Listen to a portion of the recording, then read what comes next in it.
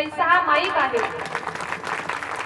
सुरुवातीला जरी सुख दिलं तरी सुद्धा तोच पैसा नंतर आपल्याला दुःख देत असतोय. मुलगा सुद्धा माईक आहे. तू म्हणताल कस काय, तुम्ही असं कस काय म्हणताय मुलगा माईक आहे? भागवतामधील दृष्टांत सांगेन मी तुम्हाला. आत्मदेव नावाचा ब्राह्मण मुलगा नव्हता त्याला. एवढा दुःखी असायचा कारण दशरथ राजाचे देखील हेच उद्गार आहेत. पुत्रहीनस्य मे राज्यम सर्वं दुःखाय कल्पते. मुलगा नसल्यावरती किती दुःख होतं. त्यांनी विचार केला, म्हटलं आता जगायचंच कशाकरिता? जंगलामध्ये गेला, महिला म्हणतात प्राण त्याग करण्याकरिता. म्हणला मी जगणार नाही, मला मुलगा होत नाही. आणि तिथं गेल्यावरती गुरुजी त्याला एक संत भेटले आणि त्यांनी विचार केला, म्हटलं आपण असं करू, संताचं एकदा दर्शन. मस्तक हे पायावरी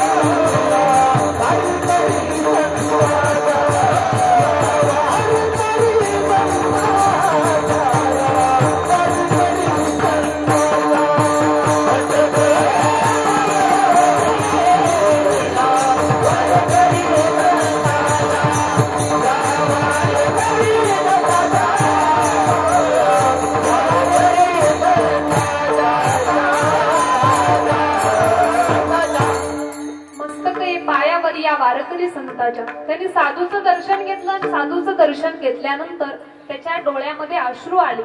त्याच्या डोळ्यामधील अश्रूंना बघून साधूने विचारलं, म्हटले का रे बाबा, का रडतोस तू? तुझ्या रडण्याचं काय कारण आहे?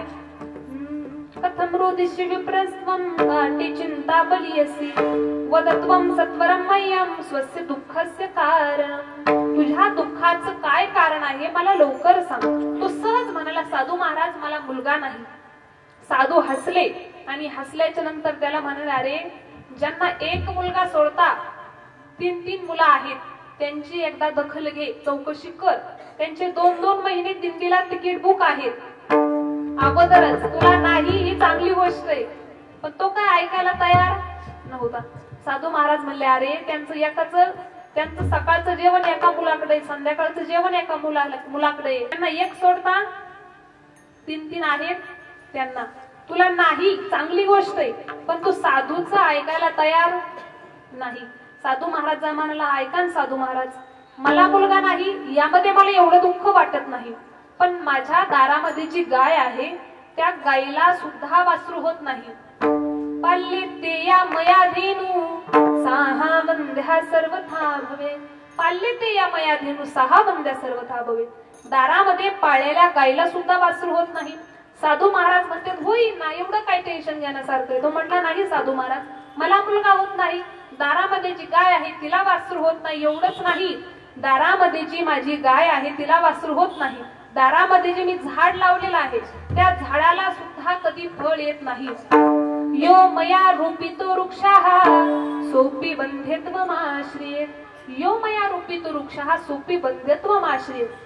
दारामधील झाडाला सुद्धा कधी फळ येत नाही. काही करा, पण मला आता तुम्ही मुलगाच द्या. साधूंचे पाय धरले आणि साधूंना म्हणला, साधू महाराज पुत्रामध्ये ही बलादोपी, तुम्ही काही करा पण आता मला मुलगा द्या. साधूचा नाईलाज झाला. तो म्हणला, तुम्ही साधू इथं तुम्ही काहीही करू शकता. एका जनार्दनी संत पूर्ण करीती लोकांची अशी कामापुरती प्रमाणे पाठ असतात. जिथं आपलं काम होणार असं तिथं तुमच्या लवकर लक्षात यायला लागले. आणि तसं म्हटल्याच्या नंतर साधूचा नाईलाज झाला आणि साधू महाराज म्हटले, बरं ठीक आहे, तुझं म्हणणं आहे मुलगा द्या, पण मला तुझं प्रारब्ध पाहू दे, तुझ्या प्रारब्धामध्ये तुला मुलगा आहे की नाही. साधूनं जसं त्याचं प्रारब्ध पाहिल्याच्या नंतर त्यांच्या असं लक्षात आलं, याला याच जन्मामध्ये काय पुढे 7 जन्म देखील पुत्र होणार नाही.